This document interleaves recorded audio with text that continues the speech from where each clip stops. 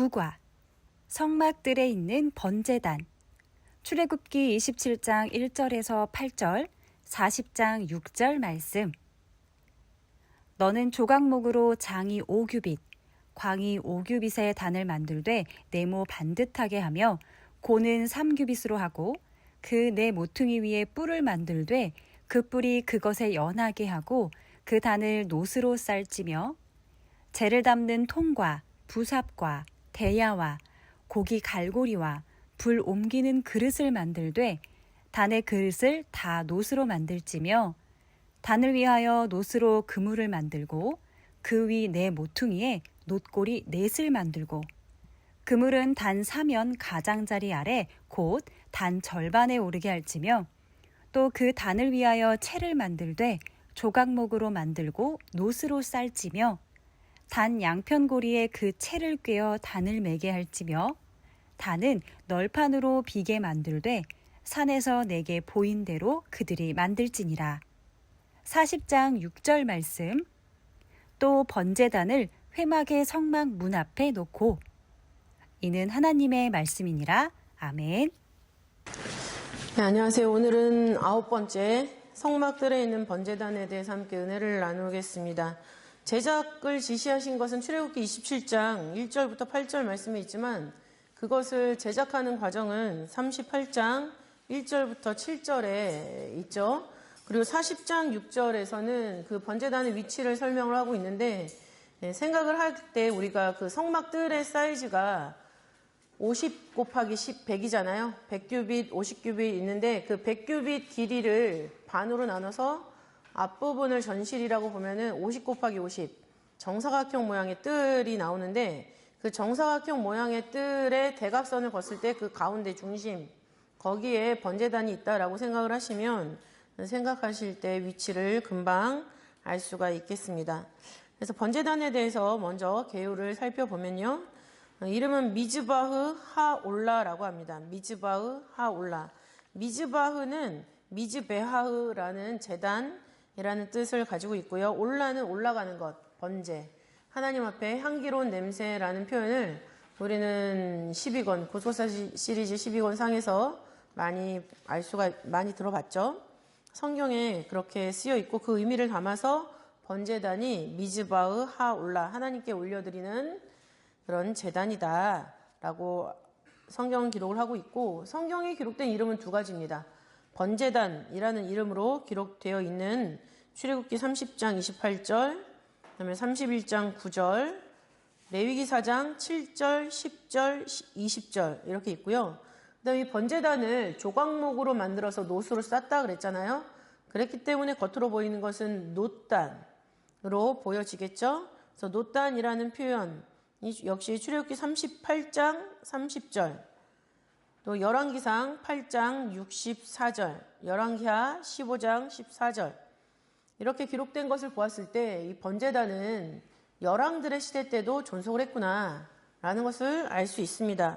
그래서 사용된 기간을 보면은 1445년부터 이제 활용이 되었다라고 봤을 때 959년, 주전 959년 솔로몬 성전이 지어지기까지 같이 사용이 되고 있는 것을 성경에서 발견할 수 있습니다. 그래서 약 486년 동안 사용되었구나 알 수 있고요. 위치는 오늘 본문 읽어주신 출애굽기 40장 6절 말씀에 회막의 성막 문 앞이라는 표현이 있고 그 다음에 성막들 중앙, 이것은 아까 제가 말씀드린 뜰의 절반의 중심이라고 말씀을 드렸죠.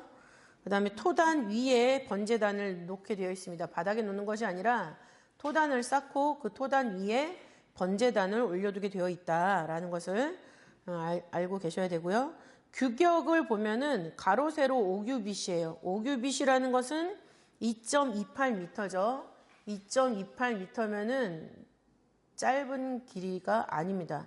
꽤 큰 길이. 그래서 짐승 한 마리를 조각 내서 올릴 수 있는, 충분히 다 올릴 수 있는 그런 사이즈가 되겠습니다. 높이는 1.37m, 3규빗이죠. 3규빗. 3규빗인데 보면은 가로 세로가 네모 반듯하다. 그래서 정방형이다. 이런 의미를 가지고 있죠. 출애굽기 27장 1절에 네모 반듯하다라고 나와 있는데 원어의 뜻으로 보면은 정방형으로 만들다라는 거예요. 그래서 성막을 지시하시고 또 제사장들의 옷을 지시하실 때 네모 반듯하다라는 표현이 붙어있는 기구들, 성물들이 있어요. 번제단이 그렇고요. 그 다음에 분향단도 네모 반듯하다라는 표현을 출애굽기 30장 2절, 37장 25절에 기록을 하고 있습니다.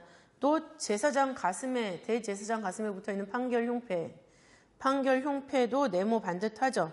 그래서 출애굽기 28장 16절, 그다음에 39장 9절 보면 한 뼘씩, 가로 세로 한 뼘씩이다 라고 말씀하고 있고, 무엇보다도 에스겔 성전에서도 번제단이 있는데 그 에스겔 성전에 있는 번제단 역시 네모 반듯한 것을 성경은 기록을 하고 있습니다. 에스겔 43장 17절을 보면은 12척씩이라고 기록을 하고 있죠. 근데 번제단이 아래층부터 쭉 위로 올라가면서 형성된 그 모습을 봤을 때 층층마다 다 네모 반듯하게, 가로 세로가 똑같게, 높이까지 같은 건 아니에요. 근데 높이까지 같은 건 아닙니다. 가로 세로만 똑같아요.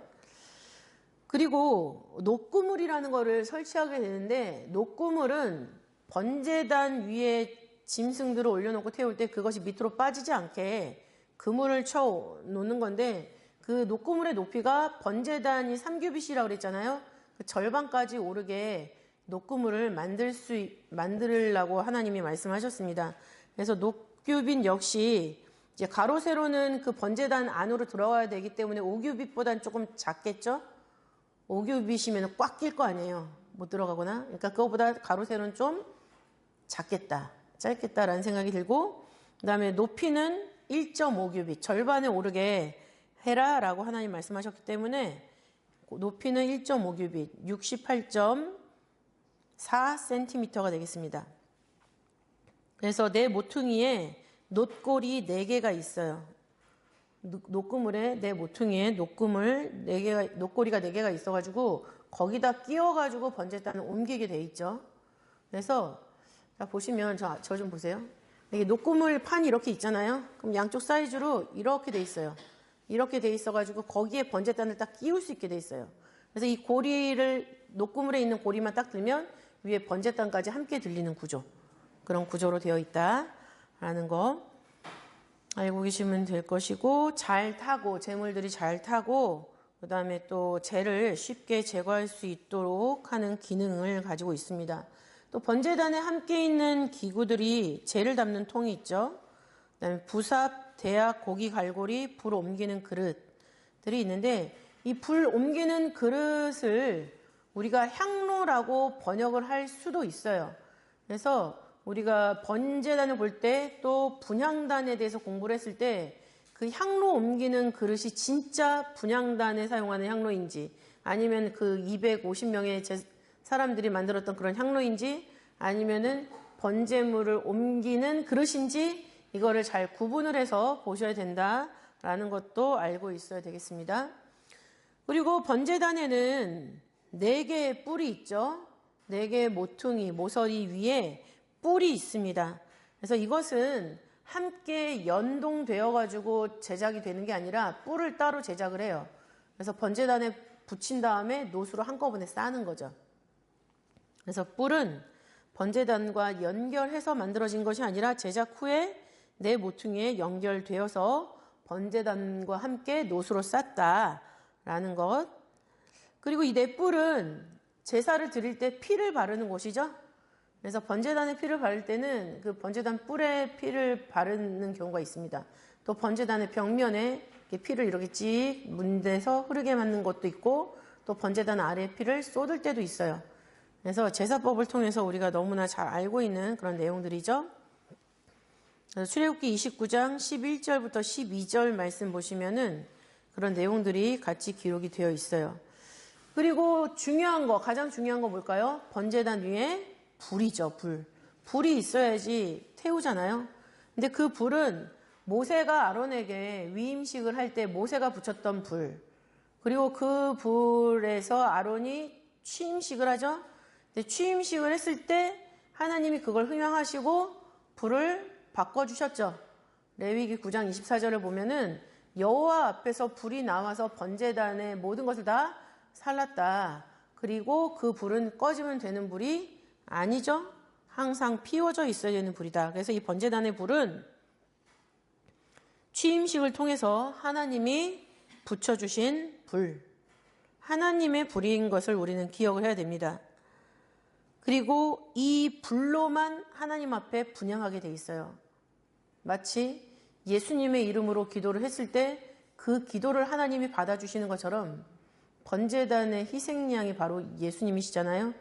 그러니까 그 번제단의 불, 자기를 다 태워서 바치신 예수님 통해서 우리가 하나님 앞에 기도를 할 수 있다라는 것도 생각을 해볼 수가 있겠습니다. 자, 그래서 크게 두 번째로 번제단의 구속사적 의미를 살펴볼까요? 놋으로 싼 제단이기 때문에 놋단이라고 말씀을 드렸죠. 놋단은 첫 번째 희생 제물이신 예수님을 의미합니다. 그래서 히브리서 9장 26절을 보시면 자기를 단번에 제사로 드려 죄를 없게 하시려고 세상 끝에 나타나셨다 말씀하고 계시죠. 초림 그때부터 벌써 종말이 시작되었다라는 것을 알 수가 있고, 그 다음에 예수님이 우리를 위해서 드려주신 그 희생 제물의 제사는 여러 번에 드려서 되는 것이 아니라 단번에 드림으로 죄를 없이 하신 그런 희생제물이셨다. 그래서 예수님을 유월절 양으로 표현하는 거가 고린도전서 5장 7절에 있죠. 유월절 양. 그리고 속건제물로 표현되어 있는 것은 이사야 53장 10절 말씀이죠. 또 요한일서 2장 2절에서는 화목제물로 예수님을 표현을 하고 있습니다.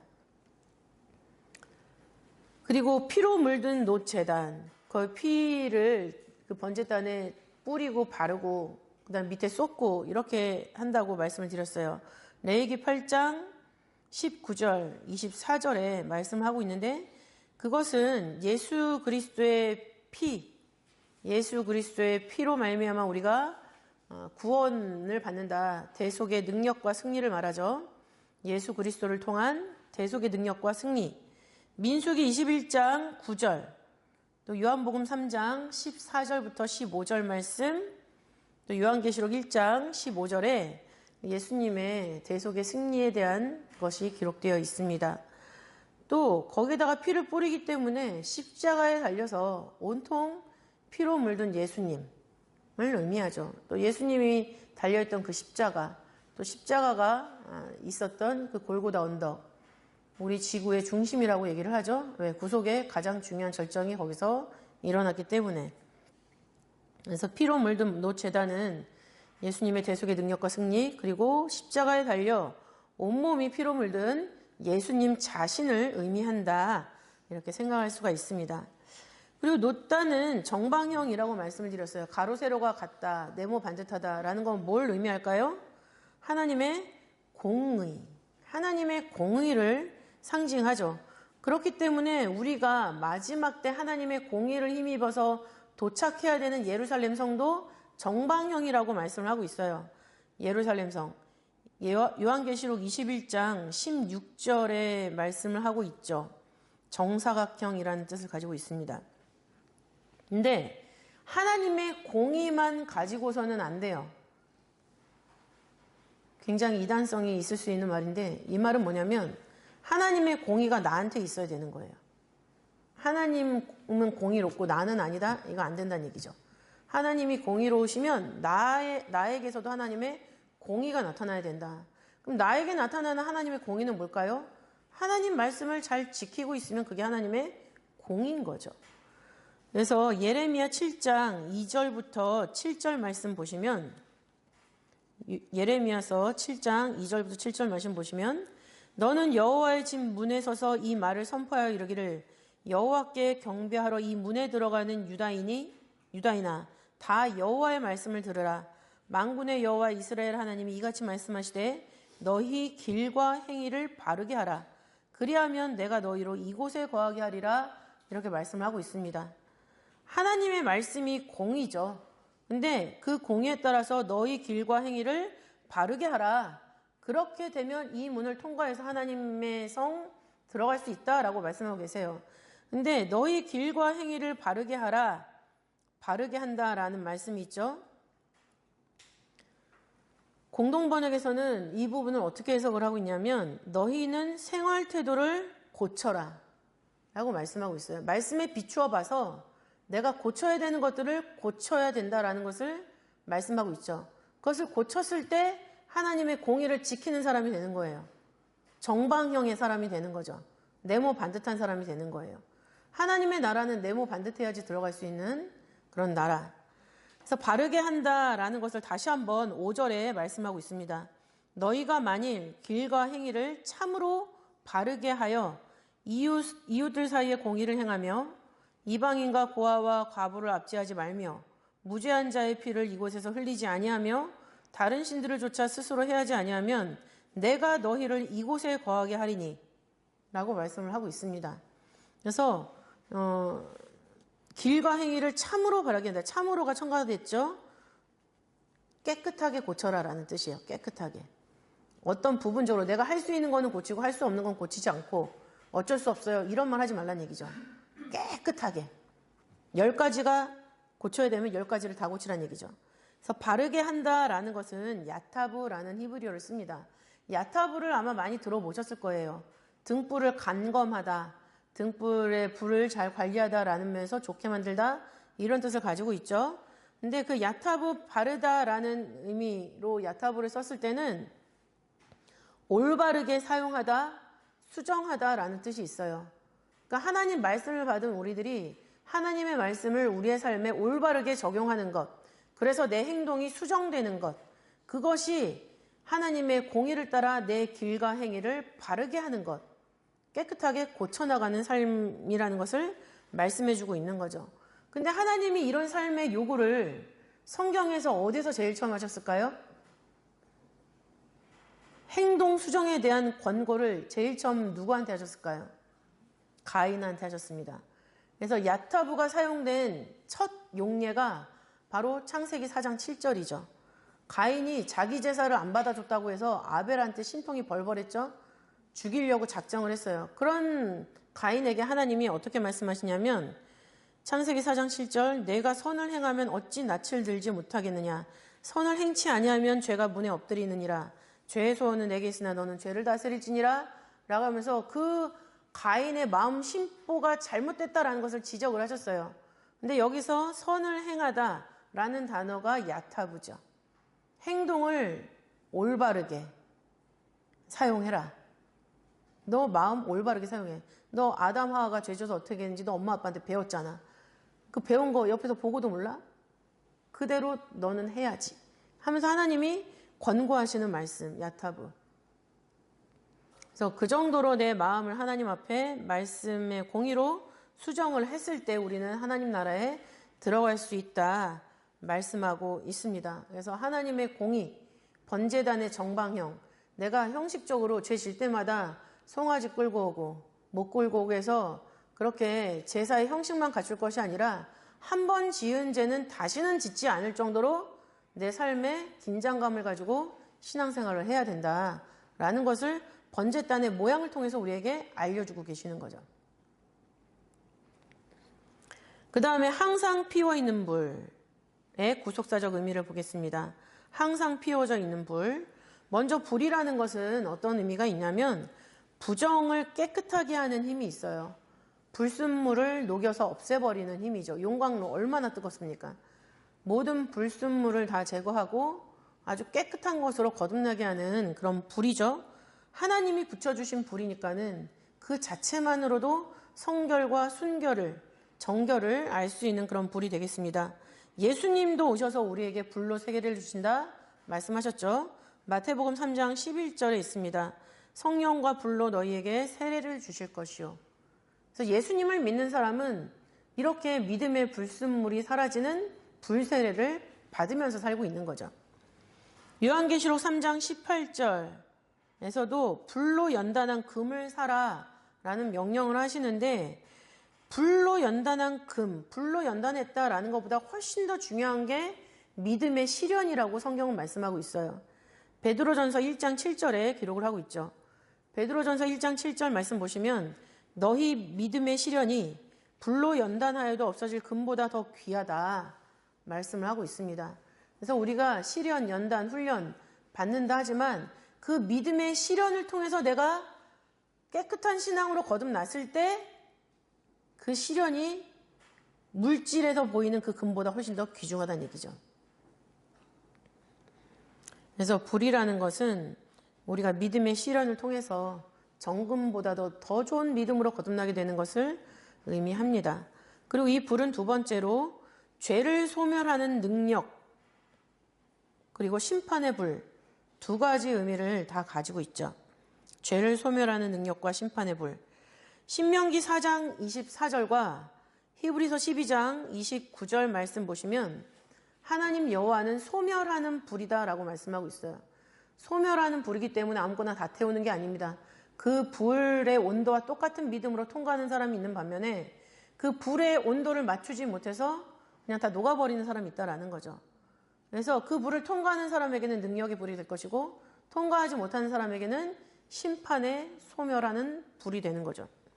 평소에 불같은 믿음의 연단을 받는 훈련이 되어 있지 않으면은 작은 것에도 뜨거워합니다. 제가 뜨거운 냄비를 못 잡는데 엄마는 잘 잡으시더라고요. 우리 엄마는 왜 잘 잡으실까요? 아이들 5을 키우다 보니까 시간에 여유가 없으니까 뜨거운 거 막 자꾸 옮겨가니까 잘 잡으시는 거예요. 태어날 때부터 그런 달란트가 있으신 게 아니라. 근데 저는 그런 훈련이 안 됐기 때문에 못 잡는 거죠. 그러니까는 믿음의 훈련을 우리가 얼마만큼 받았느냐에 따라서 공력이 나타나는 거예요, 그렇게. 이사야 10장 17절 말씀 보시면 이스라엘의 빛은 불이요 그 거룩한 자는 불꽃이라 하루 사이에 그의 형극과 진려가 소멸되며 우리 죄지은 사람들의 마음에는 가시와 엉겅퀴가 있습니다. 그 가시와 엉겅퀴를 빨리 해결하지 않으면은 하나님의 불이 붙어서 살라버리는 거예요. 그러니까 내 안에 있는 가시와 엉겅퀴를 주시는 말씀의 공의로 쫙 제거를 하면 불이 와서도 불이 붙을 데가 없는 거죠. 시편 21편 9절 말씀에는 여호와께서 진노로 저희를 삼키시리니 불이 저희를 소멸하리로다 말씀하고 있습니다. 하나님의 진노의 모양새가 우리에게 없어야 되겠습니다. 그리고 마지막 때에도 하나님이 진노의 불을 막 내리시죠. 그래서 요한계시록 11장 5절 말씀은 두 증인에 대해서 보호하시는 말씀인데 만일 누구든지 저희를 해하고자 한즉 저희 입에서 불이 나서 그 원수를 소멸할지니 누구든지 해하려 하면 반드시 이와 같이 죽임을 당하리라. 두 증인이 하나님 아버지의 말씀을 증거하는데 그 두 증인을 공격하는 그런 모습들이 있어요. 그러면 어떻게 합니까? 하나님 앞에 불이 나서 그 공격하는 자들, 원수들을 다 태워버리겠다라고 말씀을 하고 있는 거예요. 왜? 두 증인은 사명이 있기 때문에. 가끔 저는 저를 모함하거나 저한테 해코지하는 사람들이 나타나면 이제는 제가 직접 대응하지 않습니다. 그냥 하나님이 판단해 주세요. 그냥 한마디 하고 잊어버려요.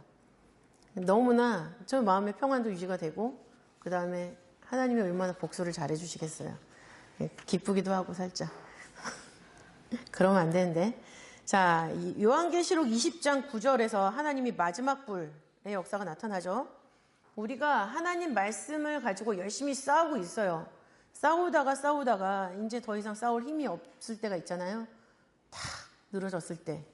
그때 사단이 이제 한 방만 먹이면 되겠구나 하고 우리를 둘러쌉니다. 그럼 그 순간에 하늘에서 불이 내려와서 그 사단 마귀들을 다 태워버리는 역사가 있습니다. 이것이 마지막 때 우리를 도와주시는 은혜예요. 피난처죠. 요한계시록 20장 9절 저희가 지면에 널리 퍼져 성도들의 진과 사랑하시는 성을 두르매 하늘에서 불이 내려와 저희를 소멸하고 라고 나와 있죠. 그래서 하나님이 이렇게 심판과 능력의 불로 심판할 사람들은 심판하시고 보호할 사람들은 보호하신다라는 것. 그래서 불이라는 의미는 두 번째 의미가 바로 그런 것입니다. 세 번째는 죄를 소멸하는 십자가의 능력이죠. 죄를 소멸하는 십자가의 능력. 그것을 번제단의 불로 표현을 하고 있습니다. 불은 소멸한다라고 말씀하고 있죠. 불이 죄악을 소멸한다라고 우리는 지금까지 공부했어요. 근데 성경에는 십자가로 그 모든 죄악들을 소멸한다라는 것을 말씀하고 있습니다. 에베소서 2장 16절 말씀이죠. 에베소서 2장 16절 말씀 보시면은 원수된 것을 십자가로 소멸하시고 라고 말씀을 하고 있어요. 그래서 십자가의 피의 능력이 우리와 원수된 것을 다 소멸해 주신다. 그것이 바로 죄를 소멸하는 불, 죄를 소멸하는 십자가의 능력, 그 다음에 이 땅에 불을 던지러 오신 예수님의 역사입니다.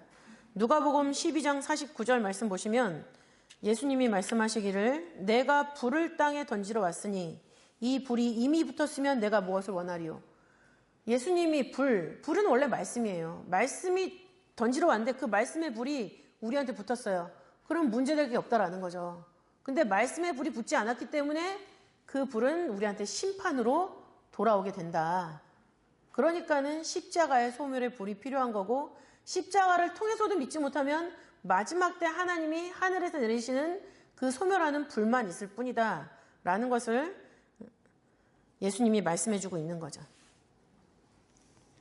그래서 불의 의미는 이렇게 세 가지로 볼 수가 있고요. 그 다음에 항상 피워져 있어야 된다 말씀을 드렸죠. 항상 피워져 있는 불은 예수님의 영원한 속죄 사역을 의미합니다. 예수님의 영원한 속죄 사역.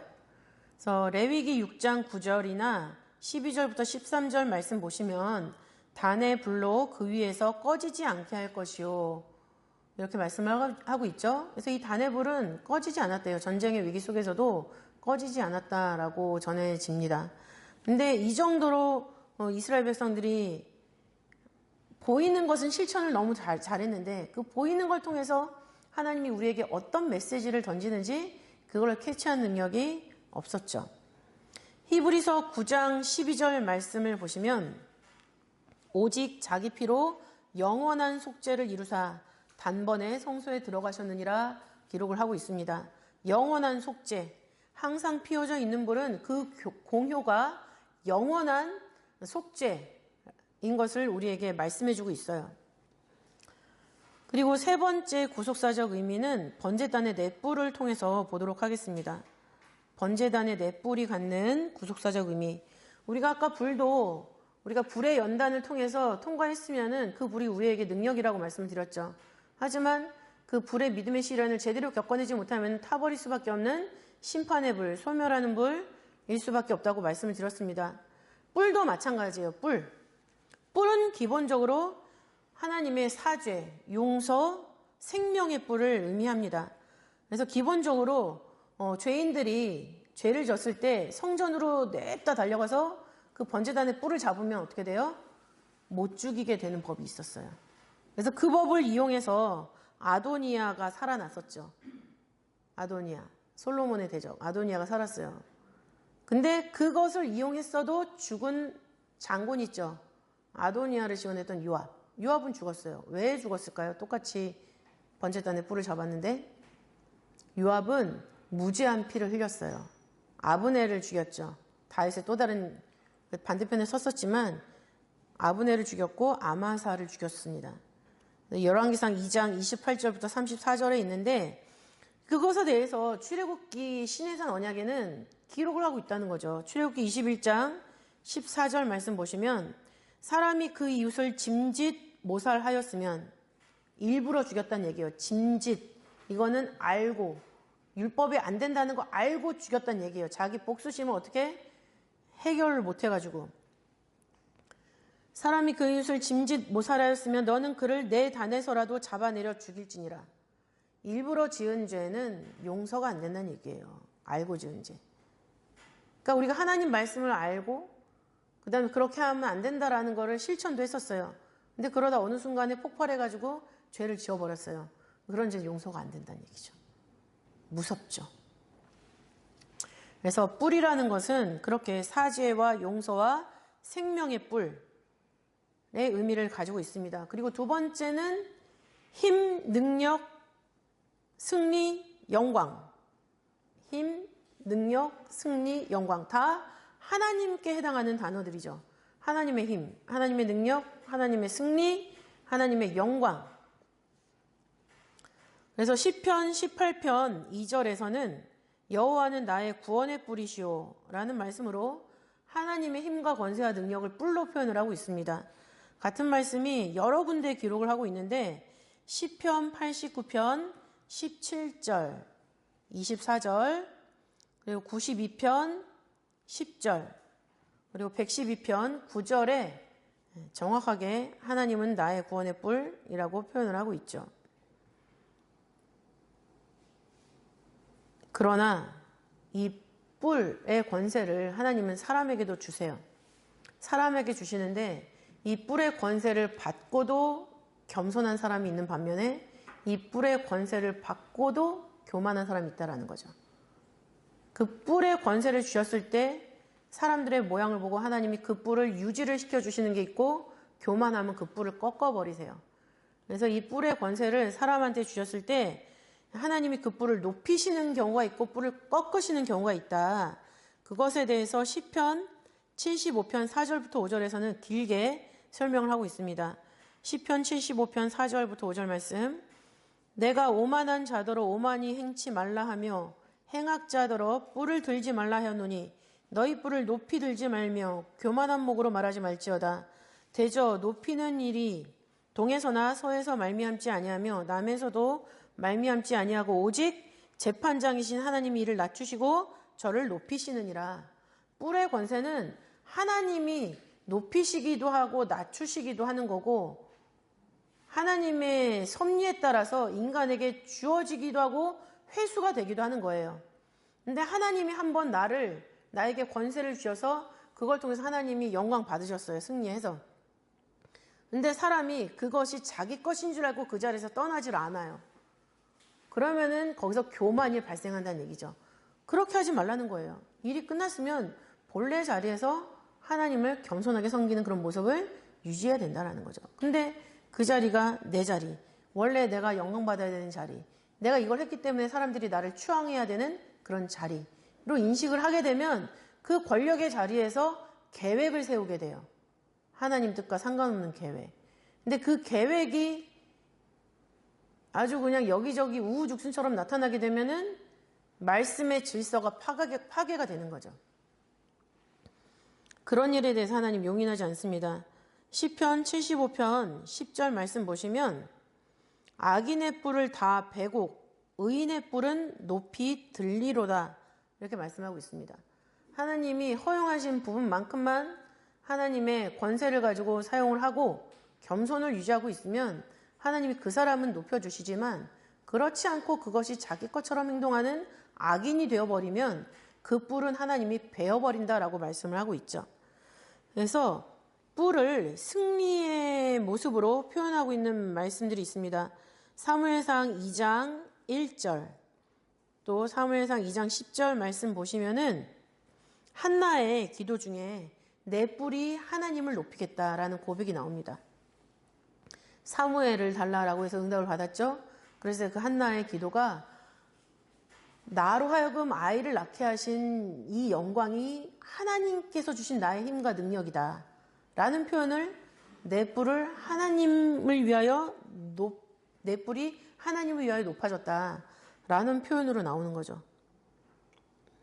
또 이 뿔, 승리에 대한 보장으로서 이 뿔에 대한 표현은 요셉에게도 사용이 됐죠.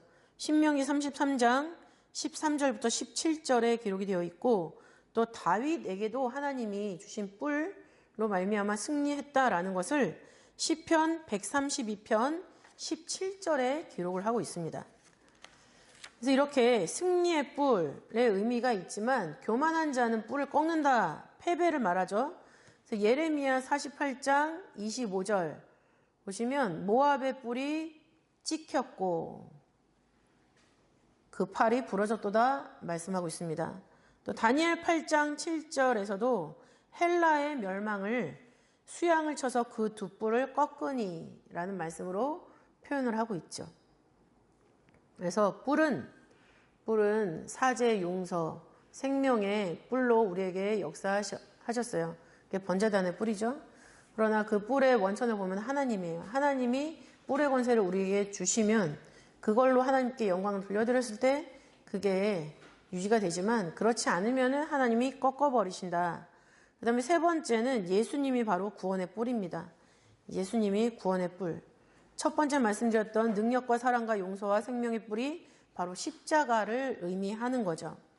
누가복음 1장 69절의 말씀은 시몬 안나가 예수님을 아기 예수를 보면서 하나님께 영광을 돌려드린 찬송시죠. 근데 그 찬송시 중에 69절을 보시면 우리를 위하여 구원의 뿔을 그 종 다윗의 집에 일으키셨으니 라는 말씀으로 예수님을 뿔로 표현을 하고 있어요. 근데 어떤 뿔입니까? 구원의 뿔. 그 구원으로 말미암아 십자가의 능력이 나에게 왔고 그 다음에 하나님의 사랑, 먼저 사랑이 나에게 왔고 또 용서하시는 그 용서의 힘이 나에게 왔고 우리를 영원한 생명으로 인도하시는 그 생명이 우리한테 왔습니다.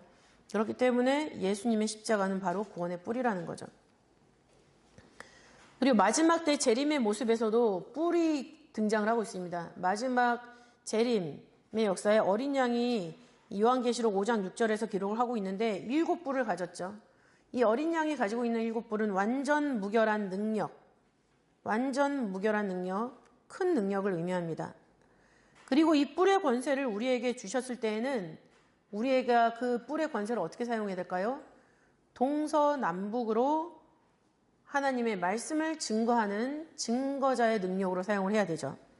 마태복음 28장 18절 말씀 보시면 예수께서 나와 일러 가라사대 하늘과 땅의 모든 권세를 나에게 주셨으니 예수님이 하늘과 땅의 모든 권세를 갖고 계세요. 근데 그거를 우리에게 주신다는 거죠. 28장 마태복음 28장 19절 20절 계속 연이어보면 그러므로 너희는 가서 모든 족속으로 제자를 삼아 아버지와 아들과 성령의 이름으로 세례를 주고 내가 너희에게 분부한 모든 것을 가르쳐 지키게 하라. 그래서 전도의 사명을 받았습니다. 그리고 그 전도의 사명을 위해서 하나님이 우리에게 능력과 힘과 권세를 준 것이죠.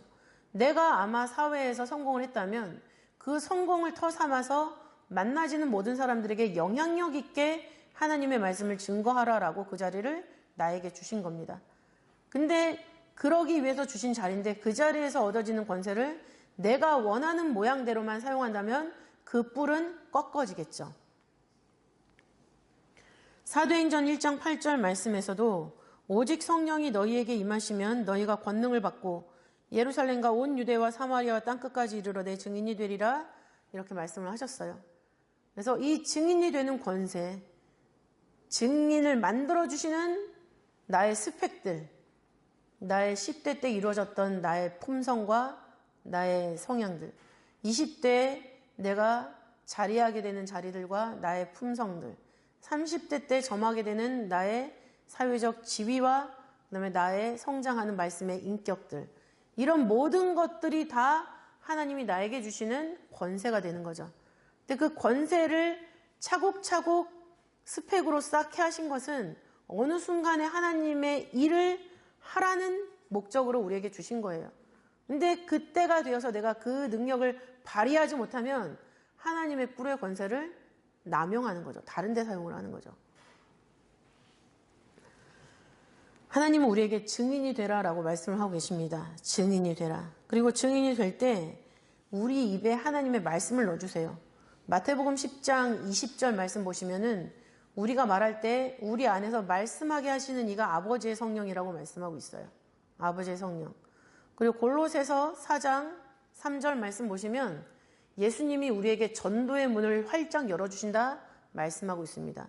전도의 문을 열어주셔서 예수의 비밀을 말하게 하신다. 예수의 비밀이 뭘까요?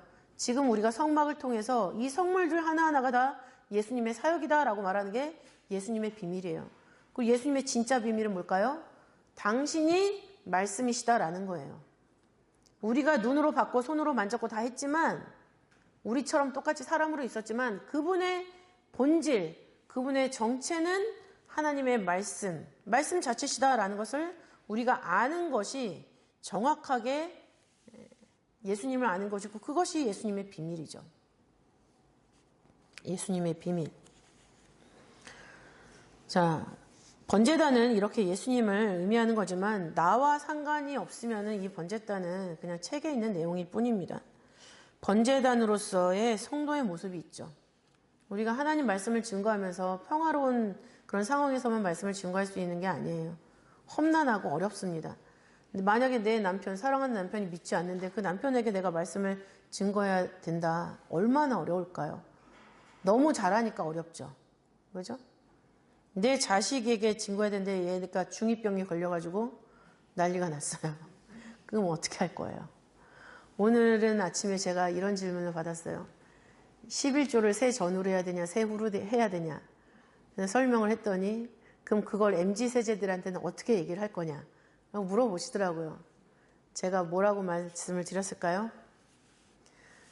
연봉대로 11조를 하면 된다. 연봉을 뭐라고 말을 하느냐. 연봉을 새 전후로 말하지 새 후로 얘기하지 않잖아요. 그죠? 내 연봉이 6천이다 말하면 6천에 대한 11조를 하면 되는 거예요. 간단하지 않습니까? 당황하시더라고요. 그래서 우리가 말씀을 증거하기 어려운 세대들이 계속 나타납니다, 이제. 그죠? 이 교회 안에서도 말씀을 이렇게 증거했을 때 그 말씀을 100% 흡수하는 그런 일들이 점점 사라지고 있어요.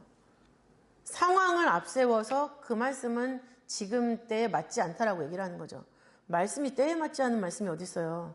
이 성경책의 말씀은 아담 창조 때부터 기록을 하고 있지만 그 영원한 때 전부터 있었던 그 말씀이시고 그 말씀은 지금까지 너무나도 정확하고 무엇이고 그러신데 이 말씀이 왜 지금 2025년도 상황에 맞춰서 바뀌어야 되냐 이 말이죠. 적용이. 그렇지 않아요. 그래서 번제단으로서의 성도의 모습도 분명히 있어야 됩니다. 번제단으로서의 성도의 모습은 바로 내가 산 제물이 되어야 된다라는 것이죠. 로마서 12장 1절 말씀 보시면 너희 몸을 하나님이 기뻐하시는 거룩한 산 제사로 드리라. 이는 너희의 드릴 영적 예배니라 라고 말씀을 하고 있습니다. 우리의 몸을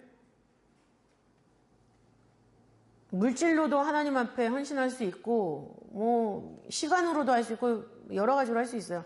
그러나 중요한 건 뭐냐면은 내 몸을 가장 중요한 거는 내 몸뚱아리입니다. 내 몸에 하나님이 영육권을 딱 놓으시고 내 몸을 통해서 하나님을 증거하시기를 바라기 때문에 내가 몸으로 하나님 앞에 헌신하는 일이 없다면 그거는 온전한 헌신이 아니죠. 나에게 주신 모든 것을 다 하여서 하나님 앞에 드리라라는 것을 말씀하고 있습니다. 그리고 골로새서 1장 24절 말씀을 보시면 그리스도의 남은 고난을 그의 몸된 교회를 위하여 내 육체에 채우노라. 어렵고 힘든 일이 있을 때 교회를 떠나는 것이 아니라 어렵고 힘들수록 교회를 위해서 기도하고 교회를 위해서 내가 할 수 있는 일이 무엇인가 생각을 해서 그것을 실천할 것을 하나님이 요구하고 계시는 거죠. 옛날에는 성전 건축할 때 헌금을 막 하잖아요. 그때 교회 잠깐 안 나왔다가 성전 지으면 나온 성도들이 있었다라고 해요. 진짜 얌체 같은 거죠. 그거는 몸으로 헌신하는 게 아니죠. 그죠? 모든 일에 다 헌신해야 되는 거예요. 모든 일에. 저도 여기 오리동 이사 올 때 그때 저 대학교 3학년 말에 여기로 이사 와서 그때 막 공사하고 막 그랬었거든요. 그때 온 성도들이 아이들까지도 돼지 저금통을 째가지고 헌금을 했어요. 저도 그때 대학생 3학년, 4학년 용돈을 주시면 제가 밥을 안 먹고 다 굶었어요. 밖에 나가서 점심 안 먹었다는 얘기죠. 아침, 저녁은 먹었습니다, 집에서. 용돈을 안 썼다는 얘기예요. 그리고 걸어 다니고. 그래서 그 용돈을 다 모아가지고 헌금했어요. 성전 건축 헌금. 그때는 전체가 다 그렇게 움직였어요. 한 마음으로. 일제히. 왜냐하면 이 오리동으로 오기 위해서 기도한 세월이 너무 길었어요. 그 77년에 대성교회가 지어졌고 헌당 예배를 드렸지만 지은 즉시 폭발적인 부흥이 있었기 때문에 수용할 수가 없었어요. 그래서 제가 그 노량진 대성교회 81년도부터 갔는데 그때부터도 그 성전 건축에서 기도를 하고 있었거든요. 그러니까 너무나 오래된 수건이었는데 그게 91년 말에 일로 옮겨온 거예요. 그러니까는 모두가 다 기뻐서 헌금 안 할 수가 없는 거예요. 이거는 뭐 해라 마라 이게 말 없이 그냥 다 당연히 우리가 이렇게 숨 쉬고 당연히 산소를 호흡하는 것처럼 당연히 그렇게 막 하는 그런 열정이 있었던 거죠. 너무 그리운 시간들이었는데 그런 식으로 우리가 우리의 모든 것을 다 하나님한테 바쳐야 되는 순간이 또 옵니다. 왔을 때 도망가면 안 된다는 얘기죠. 해야 된다는 거죠. 그래서 로마서 8장 17절 말씀 보시면 자녀이면 또한 후사 곧 하나님의 후사요 그리스도와 함께한 후사니 우리가 그와 함께 영광을 받기 위하여 고난도 함께 받아야 될 것이니라 말씀하고 있습니다. 우리가 하나님께서 우리에게 예배해 주신 영광스러운 자리가 있어요. 근데 그 영광스러운 자리로 가기까지 부단히 우리가 고난도 함께 받아야 된다. 근데 그 고난은 애매하게 받는 고난이 아니에요. 그 고난을 통해서 내 신앙이 성숙하는 거예요. 내 신앙이 자라야지 그 하나님의 심판의 불을 통과할 수 있다고 했잖아요. 다 내가 사는 그런 방법인 거죠. 베드로전서 4장 13절 오직 너희가 그리스도의 고난에 참여하는 것으로 즐거워하라. 이는 그의 영광을 나타내실 때 너희로 즐거워하고 기뻐하게 하려 함이라. 그러니까 고난을 당하되 기쁜 마음으로 고난을 당해라. 말씀해주고 있는 거죠. 고난을 기뻐해야지 영광도 기뻐할 수 있다. 베드로전서 4장 16절 만일 그리스도인으로 고난을 받은즉 부끄러워하지 말고 도리어 그 이름으로 하나님께 영광을 돌리라. 내가 고난을 받으면 내가 지금 하나님의 섭리 속에서 이런 과정을 겪고 있구나. 하나님이 날 붙잡고 계시는구나. 내가 그래도 쓰임새가 있구나. 감사합니다. 영광을 돌리라는 얘기죠. 베드로전서 5장 10절 그렇게 하는 사람들에게 어떻게 해주시는가 기록을 하고 있습니다. 베드로전서 5장 10절 말씀 모든 은혜의 하나님 곧 그리스도 안에서 너희를 부르사 자기의 영원한 영광에 들어가게 하신 이가 잠깐 고난을 받는 너희를 친히 온전케 하시며 굳게 하시며 강하게 하시며 터를 견고케 하시리라 말씀하고 있습니다. 우리가 지금 고난을 받는 건 잠깐이라는 거예요. 잠깐 고난을 우리가 기쁜 마음으로 당하고 있으면 이 과정을 겪고 있으면 하나님이 우리에게 4가지 축복을 주시는 거죠. 온전케 한다라는 것은 고치고 조정해서 완전히 완성하다라는 뜻을 가지고 있습니다. 고치고 조정하여 완전히 완성하다. 나에게 고쳐야 되는 부분들이 있어요. 아까 수정해야 된다라고 말씀드렸죠. 고쳐야 되는 부분들이 있습니다. 근데 그거를 완전하게 완성시켜 주시는 은혜를 주신다는 거예요. 나는 노력하지만 내 노력으로 다 될 수 없어요. 근데 그걸 다 되게 해주시는 하나님의 은혜가 있다는 거를 지금 온전케 하시며 이걸로 말해주고 있는 거죠. 또 2번째 축복은 굳게 하신다라고 말씀하고 있죠. 굳게 어떤 방향으로 단호히 돌리다. 내가 방향을 잘못 잡고 있으면 하나님이 그걸 갖다가 확 꺾어가지고 마치 목에 뼈를 맞추듯이 목에 뼈를 맞출 때 어떻게 합니까? 확 꺾죠. 투둑하면서 맞죠. 아프잖아요. 아프지만 하나님이 그 과정을 통해서 내 방향을 정확하게 하나님 정조준할 수 있게 만들어준다는 얘기예요. 그 다음 3번째 축복, 강하게 하신다는 얘기죠. 강하게 하다라는 의미는 영적 지식과 힘에 있어서 강하게 하다. 영적인 지식, 영적인 힘, 내가 어떤 것을 이겨낼 수 있는 말씀의 지혜가 있다는 거죠. 또 어떤 상황이 진짜 사람으로서는 할 수 없는 일인데 그걸 할 수 있는 영적인 파워를 주신다는 얘기예요. 이거는 우리가 싸울 수 있는 게 아니죠. 하나님이 깨닫게 해주셔야지 되는 얘기예요. 하나님이 하게 만드신다는 얘기죠. 내 환란의 중심에서. 그 다음에 4번째 축복, 터를 견고케 해주신다 말씀하고 있습니다. 터를 견고케 하다라는 의미는 안정되게 만들다라는 뜻을 가지고 있어요. 내가 구축해 나가는 신앙의 베이스가 안정감 있다는 얘기예요.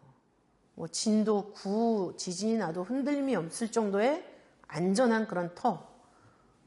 이것은 고난을 정확하게 겪고 정확하게 고난을 통해서 만들어지는 모습이 만들어지는 사람들에게 주시는 축복이죠. 번제단은 바로 그런 모습의 성도가 되어야 될 것을 우리에게 말씀하고 있어요. 아까 말씀드렸던 것처럼 정방형의 신앙을 갖고 있는 사람, 하나님의 공의를 기준 삼아서 우리의 길과 행위를 하나님의 공의 기준으로 바르게 고칠 수 있는 사람. 그래야지 가인처럼 신통과 화가 벌벌해가지고 죄를 짓는 자리에서 빠져있는 게 아니라 벗어나올 수 있는 사람이 된다라는 거죠. 그래서 번제단, 성막들 정중앙에 있습니다. 앞에 전실 정중앙에 있습니다. 그 중앙에서 우리가 묵은 누룩을 내어버리는 그런 제사를 우리도 지금 드리고 있지 않습니까? 그리고 에스겔 성전에도 번제단이 있는 이유가 그 나라 갈 때까지 우리는 회개해야 되는 사람들이기 때문에 에스겔 성전 완벽한 성전이지만 번제단이 있는 거예요. 고린도전서 5장 7절에서 너희는 누룩이 없는 자인데 너의 묵은 누룩을 없애버려라 라고 말씀하고 있어요. 묵은 누룩. 근데 신앙의 세월이 주는 묵은 때들 말하는 거죠. 내가 스스로 구축한 신앙의 관념들, 말씀을 근거하지 않는 어떤 신앙의 주장들, 이런 것들이 다 묵은 누룩이에요. 그거 다 내어버리고 성경에 있는 대로만 해라 라고 말씀해주고 있는 거죠. 너무나 쉬운 길이에요. 성경에 있는 대로만 하기 때문에. 어렵다는 건 뭐냐면 그거를 하기에 내 안에 내가 너무나 많기 때문에. 내 안에 내가 너무 많은 거는 정신병 아닌가요? 다중인격. 웃자고 하는 얘기고요. 자, 그렇습니다. 그래서 번제단을 통해서 내가 감당해야 되는 사명이 과연 무엇인가. 이거를 감당해야지 들어가서 언약궤 앞에 하나님의 임재를 내가 느낄 수가 있잖아요. 그 과정을 하나하나 걸어 나가셔서 성소에도 들어가시고 지성소에도 들어가시고 지성소의 완성, 하나님 나라의 의와 거룩을 입고 들어가시는 우리 성도님들 다 되시기를 바라겠습니다. 기도하겠습니다. 사랑이 많으신 아버지 하나님 감사드립니다. 번제단의 모습과 또한 그 안에 담으신 하나님의 말씀의 뜻을 생각해 보며 아버지 내 자신이 과연 그 고난의 불을 통과할 수 있는 믿음의 공력이 있는지, 또한 하나님께서 원하시는 하나님 공의를 바탕으로 한 정방형의 신앙을 살고 있는지 아버지 다시 한번 생각할 수 있도록 인도하신 애를 감사드립니다. 아버지 하나님, 다른 것들을 다 함께 연결해서 생각하다 보면 길을 잃어버릴 수밖에 없습니다. 하나님 아버지, 우리에게 주신 좌표는 성경, 하나님 아버지의 말씀 단 하나의 좌표인 줄 아오니 아버지, 저희들이 말씀을 향하여 방향을 단호히 돌릴 수 있도록 인도하시고 어떠한 고난도 돌파할 수 있는 영적인 지식과 힘을 더하여 주옵시고 아버지, 말씀으로 저희들 고치고 수정하여서 완전하게 만들어주시는 가운데 유리바닷가에 선 성도들과 같이 아버지 안정된 터전 위에서 하나님의 영광을 돌려드리는 아버지 그 뿔의 권세를 가질 수 있도록 인도하여 주시옵소서. 뿔의 권세를 갖고 싶되 그것을 내 맘대로 사용하기 위해서가 아니라 하나님께 영광을 돌려드리고 이 마지막 때 하나님의 말씀의 섭리 가운데 아버지 저희들 생명 바쳐 충성하기 위해서 그 뿔의 권세를 사용할 수 있는 우리 모두가 될 수 있도록 인도하시고 역사하여 주시옵소서. 또한 저희들이 이 말씀을 우리 아이들에게 또한 사랑하는 주변의 많은 사람들에게 증거해야 되는 그런 사명도 있습니다. 아버지, 순탄치 않은 과정인 줄 저희들 너무나도 잘 알고 체험하고 있습니다. 어떻게 할 줄 몰라서 아버지 하나님 한숨만 쉴 때도 많사오나 아버지 하나님 저희들 그러한 한숨이 다 기도가 되어서 하늘 보좌에 상달할 수 있도록 아버지께서 인도하여 주옵시고 아버지께서 그 한숨에 섞인 저희들의 기도를 들어주시는 가운데 우리 아이들에게만큼은 하나님의 말씀이 분명히 전수가 될 수 있도록 아버지께서 역사하여 주시옵소서. 그 말씀을 중심으로 가치관이 형성이 되고 아버지 그 말씀을 중심으로 형성된 가치관에 따라 악을 버리고 선을 선택할 줄 아는 우리 아이들이 다 될 수 있도록 인도하여 주시옵소서. 더 나아가서 아버지 아직도 이루어야 되는 아버지 말씀의 많은 성취를 위해서 아버지 생명 바쳐 충성할 수 있는 아버지 믿음의 노제단과 같은 그런 우리 아이들이 또한 될 수 있도록 아버지께서 역사하여 주시옵소서. 아버지께서 모든 것을 가능하게 하시고 아버지 모든 것을 가능하게 하신 영광을 아버지께서 홀로 받으심을 믿고 감사드리며 사랑이 많으신 예수님 이름으로 감사하기 돌려옵나이다. 아멘.